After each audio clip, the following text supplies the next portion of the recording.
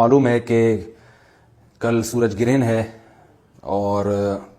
خبریں یہ آ رہی ہیں کہ 80% سورج کل گرہن ہوگا. اس بارے میں اسلامی حکام کیا ہیں, شریعت کیا کہتی ہے, اس کے لیے علماء نے سوچا ہے کہ کچھ باتیں عوام تک پہنچائی جائیں. تو اس لیے میں نے بھی ارادہ کیا کہ شرعی حکام اس بارے میں بتائے جائیں, اس میں حکمتیں کیا ہیں. رسول اللہ صلی اللہ علیہ وسلم کے دور میں سورج گرہن ہوا ہے.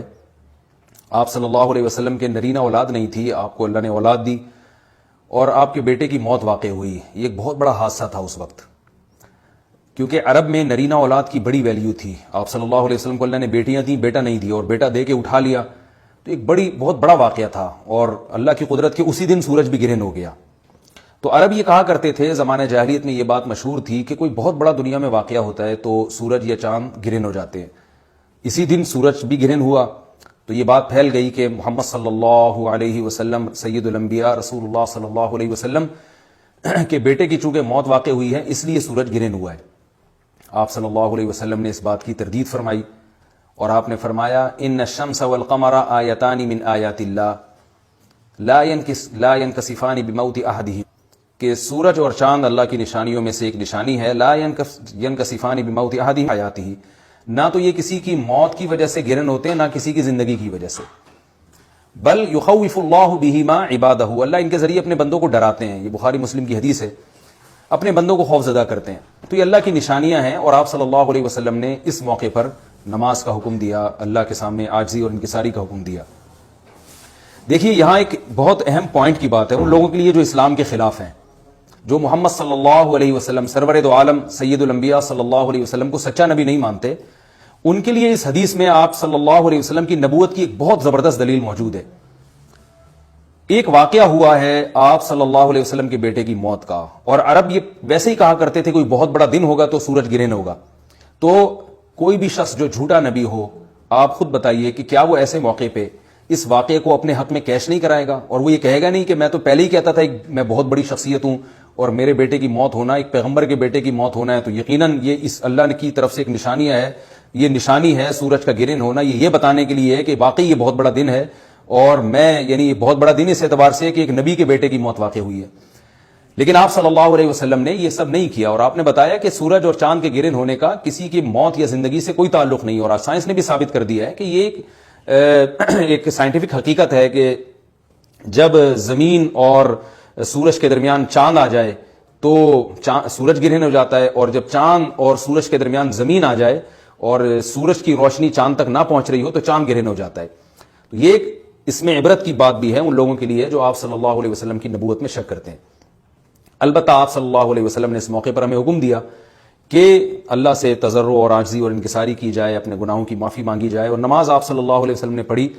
اس پہ بھی بعض لوگ اشکال کرتے ہیں کہ یہ جب ایک نیچرل پروسیس ہے تو اس میں اتنا گھبرانے کی, کیونکہ حدیث میں آتا ہے آپ صلی اللہ علیہ وسلم بہت گھبرائے, تو اس میں گھبرانے کی کیا بات ہے. تو یاد رکھیے ہر نیچرل پروسیس جو ایک عام معمول سے ہٹ کر ہو اس میں انسان کے لیے ایک عبرت کی بات ہوتی ہے. ہم دیکھتے ہیں رسول اللہ صلی اللہ علیہ وسلم کے دور میں جب تیز ہوا چلتی تھی اور بارش سے پہلے ہوا چلا کرتی تھی تیز ہوائیں, تو آپ صلی اللہ علیہ وسلم گھبرا کے مسجد کی طرف دوڑتے, عاجزی انکساری کرتے, اللہ تعالیٰ سے یہ کہتے کہ اللہ تو نے تو مجھ سے وعدہ کیا کہ جب تک میں ان کے درمیان موجود ہوں تو ان کو عذاب نہیں دے گا. تو یہ خوف کا غلبہ تھا آپ صلی اللہ علیہ وسلم پر. کیوں؟ وجہ اس کی یہ تھی کہ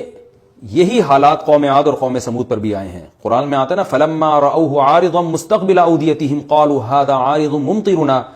بل هو ما استعجلتم به ريح فيها عذاب اليم تدمر كل شيء بامر ربها فاصبحوا لا يرى الا مساكنهم. کہ وہ بادلوں کو دیکھ کے کہنے لگے یہ تو ایک معمول کے مطابق بادل ہیں جو برسیں گے اور بارش ہوگی. تو پیغمبر نے کیا کہا کہ یہ بارش نہیں ہے بلکہ یہ وہ عذاب ہے جس کی تم جلدی کیا کرتے تھے, اور اس میں ایک ایسی ہوا ہے جو اللہ کے حکم سے ہر چیز کو ہلاک کر دے گی. اور پھر ان پر ایک ہفتہ عذاب آیا, اور قرآن کہتا ہے کہ وہ ایسے پڑھ کے ہلاک ہو گئے کہ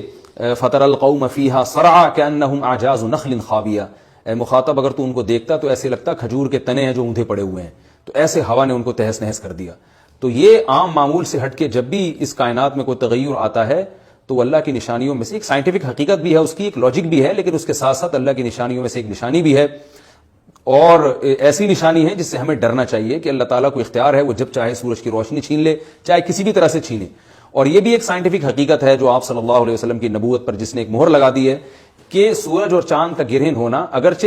اسی ایک لاجک ہے کہ چاند سورج کے سامنے آ جائے تو سورج گرہن ہو جاتا ہے، لیکن اس بارے میں جو ہماری تحقیق ہے، جو سائنسدان کہتے ہیں کہ یہ وقت یعنی خطرے کا وقت ہوتا ہے، سورج سے ایسی خطرناک ریز نکلتی ہیں جو نقصان کا سبب بن سکتی ہیں، تبھی بعض حضرات سورج کی طرف دیکھنے سے بھی منع کرتے ہیں، اور یعنی نظام میں تھوڑی ایک عام نارمل روٹین سے ہٹ کے اس کائنات کا نظام چلتا ہے، تو اس لیے یہ اس کائنات کے لیے، زمین کے لیے ڈینجرس ہو سکتا ہے، اور جو گریوٹی اور جو کشش کا نظام ہے اس میں بھی خلل واقع ہوتا ہے۔ تو ایسا نہیں ہے کہ یہ بالکل ایک نارمل کنڈیشن ہوتی ہے اور اس کا کوئی نقصان ہی نہیں ہے، یہ بالکل غلط ہے، اس میں نقصان کا بہرحال خطرہ ہے، اور اس بات کا امکان موجود ہوتا ہے کہ قدرت انسانوں سے انتقام لے یا انسانوں کو نقصان پہنچائے۔ اور ویسے بھی جن کے دلوں میں اللہ کا خوف ہوتا ہے وہ تو ویسے ہی اللہ کے وَهُم مِّن خَشْيَتِهِ، قرآن مجید میں اللہ تعالیٰ کے ارشاد ہے کہ مشرکین بار بار یہ سوال پوچھتے تھے قیامت کب آئے گی کب آئے گی، اللہ فرماتے لیکن جو مومنین ہیں ان کو اس سے غرض نہیں ہے کہ کب آئے گی، وَالَّذِينَ آمَنُوا مُشْفِقُونَ مِنْهَا، وہ تو قیامت سے گھبراتے ہیں کہ پتہ نہیں ابھی نہ آ جائے۔ تو جس کے دل میں اللہ کا خوف ہوتا ہے اس کے زندگی گزارنے کا طریقہ کچھ اور ہوتا ہے، وہ بات بات پہ اللہ سے ڈرتا ہے، اس کو اللہ سے ڈرنے کا بہانہ چاہیے، اس کو توبہ کا بہانہ چاہیے۔ تو اس بحث میں پڑھنا کہ یہ تو ایک لاجیکلی ایک سورج کی روشنی غائب ہو جائے گی، وہ ٹھیک ہے، یہ سائنسدانوں کا شعبہ ہے کہ کیوں غائب ہو رہی ہے، ماہرین فلکیات کا شعبہ ہے، لیکن اہل ایمان کا جو کام ہے اس موقع پر، ان کا جو وظیفہ ہے وہ یہ کہیں کہ اللہ کی نشانیوں میں سے ایک نشانی ہے، اللہ اپنی قدرت دنیا میں دکھاتا ہے کہ میں یہ بھی کر سکتا ہوں چاہے کسی بھی طریقے سے کروں، تو ہمیں اس موقع پر بہرحال اللہ کے سامنے جھکنا چاہیے، اپنے گناہوں سے معافی مانگنی چاہیے، اور وہی عمل کرنا چاہیے جو رسول اللہ صلی اللہ علیہ وسلم نے ہمیں بتایا ہے۔ اور اس بارے میں جو توہمات پھیلے ہوئے ہیں اس سے بھی ہمیں اجتناب کرنا چاہیے، جیسے